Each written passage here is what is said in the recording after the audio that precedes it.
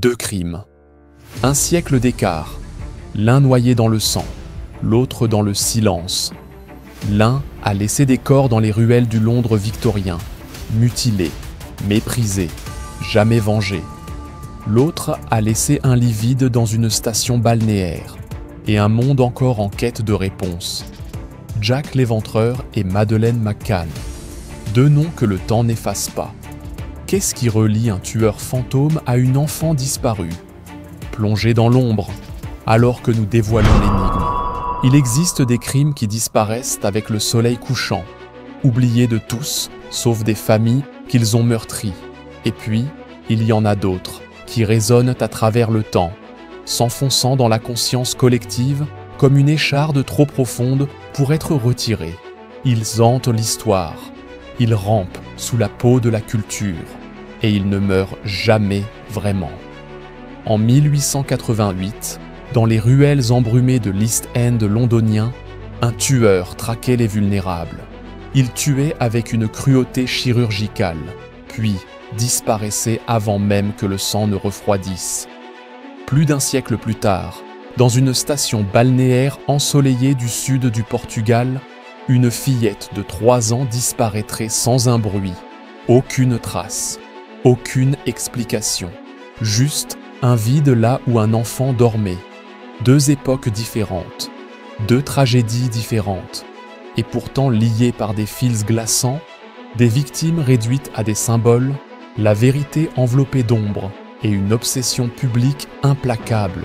Les victimes du Ripper, Mary Ann Nichols, Annie Chapman, Elizabeth Stride, Catherine Eddowes et Mary Jane Kelly, étaient des femmes accablées par la pauvreté et le désespoir, survivant à la marge de la société victorienne. Leurs meurtres n'étaient-ils pas seulement brutaux, ils étaient mis en scène avec une sorte de performance macabre. Gorge tranchée, abdomen ouvert, organes prélevés, souvent avec une précision chirurgicale. La dernière victime, Mary Jane Kelly, fut si horriblement mutilée qu'elle était méconnaissable. Le tueur ne se contentait pas de tuer, il profanait. Leur souffrance était réelle, mais la réponse de la société était empreinte d'hypocrisie, la pitié mêlée au jugement, la peur entrelacée à une fascination morbide. Les médias ont sensationnalisé leur mort, tout en ignorant en grande partie leur vie. Avançons jusqu'en 2007. Madeleine McCann, une fillette de seulement 3 ans, fut enlevée de son lit dans un appartement de vacances à Praia da Luz pendant que ses parents dînaient à proximité. Personne n'a vu de lutte, personne n'a entendu de cri. Un instant, elle était là, l'instant d'après, elle n'était plus. Sa disparition a ouvert une blessure dans le cœur de sa famille et du monde. Là où les victimes du Ripper étaient oubliées et marginalisées, Madeleine était choyée, protégée, et pourtant elle aussi s'est volatilisée sans laisser de traces. Les deux affaires ont touché une corde universelle, la vulnérabilité de l'individu dans un monde indifférent. Les victimes du Ripper montraient comment la société avait échoué les démunis. L'affaire Madeleine nous rappelait que même l'innocence, même entourée de privilèges, ne garantit aucune sécurité. La traque de Jack l'Éventreur fut une course désespérée contre un ennemi sans visage. Les suspects comprenaient des médecins royaux, des fous, des immigrants polonais et même des écrivains célèbres. Des lettres affluaient dans les commissariats. Certaines étaient des canulars, d'autres glaçantes d'authenticité. Une lettre était accompagnée d'un morceau de rein humain. « J'ai fait frire et manger l'autre morceau », affirmait l'auteur. Le Ripper échappa à la capture. L'enquête s'effondra sous le poids de la pression publique, de l'incompétence bureaucratique et des méthodes dépassées. Le tueur se fondit dans le mythe, protégé par le temps et l'incertitude. Dans l'affaire Madeleine, l'appareil moderne de l'investigation s'est mis en marche à pleine vitesse.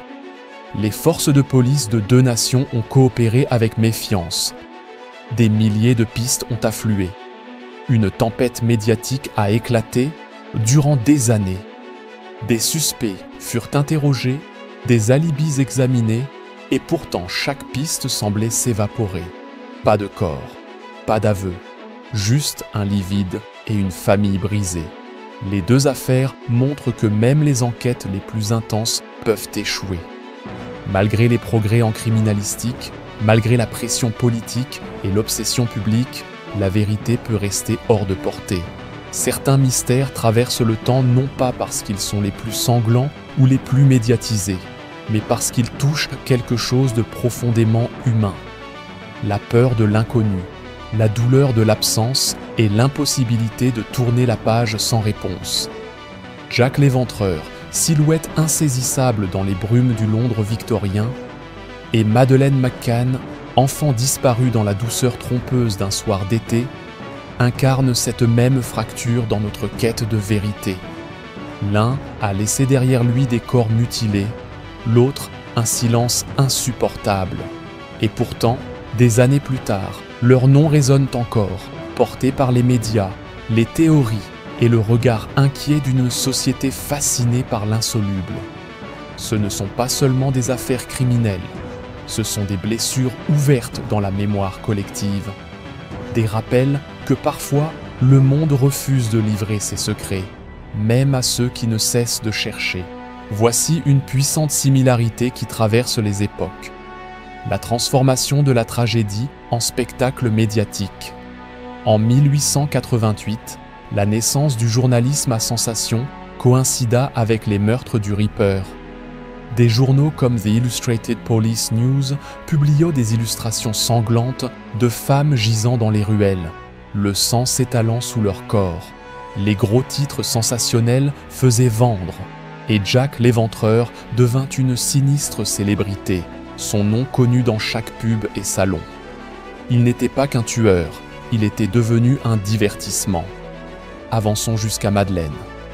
L'ère Internet assura que son visage atteignit chaque coin du globe en quelques heures. Les médias publièrent des articles quotidiens, décortiquèrent les chronologies, examinèrent les parents à la loupe et donnèrent naissance à une industrie de théories. Les forums en ligne explosèrent d'enquêteurs amateurs, de détectives de salon et de conspirationnistes.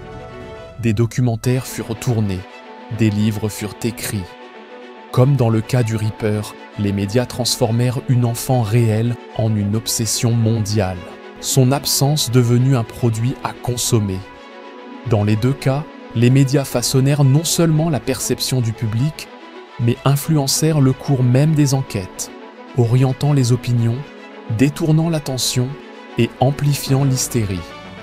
La vérité se dissout sous des vagues de spéculation et de spectacles. Jack l'Éventreur est devenu une légende. Son histoire a imprégné la culture. Romans, films, art gothique, costumes d'Halloween. Il a été immortalisé non pas en tant qu'homme, mais comme symbole. Le tueur inconnu dans la brume, un fantôme de peur. Madeleine devint une autre sorte d'icône, celle de l'innocence perdue. Son affaire a galvanisé les réformes de protection de l'enfance et lancé des campagnes de sensibilisation internationale. Les alertes Amber se sont répandues.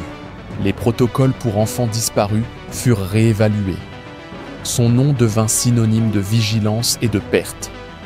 Bien que séparées d'un siècle, les deux affaires ont modifié la conscience sociale.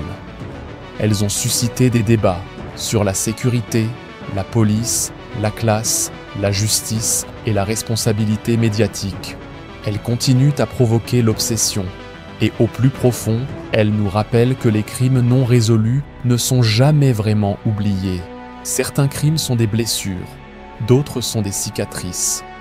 Jack l'Éventreur a lacéré le cœur de Londres, laissant une trace d'horreur et de mystère que le temps n'a pas effacée. Madeleine McCann s'est volatilisée dans le silence, laissant un monde qui fouille encore les ombres à la recherche de réponses. Ces deux histoires sont liées par l'inconnu, l'absence de résolution, la douleur de l'injustice et la prise de pouvoir d'une curiosité insatiable. Elles nous enseignent que le mal ne porte pas toujours de visage et que la justice, aussi ardemment poursuivie soit-elle, peut demeurer inaccessible. Et pourtant, Au cœur de l'horreur subsiste une lueur, le refus d'oublier, la quête incessante de vérité, la croyance que, même dans les coins les plus sombres de l'histoire, la lumière peut un jour percer. Jusque-là, Jack erre dans la brume et Madeleine flotte dans la mémoire, un fantôme et une prière. Et nous restons là, à regarder, à attendre, à nous interroger.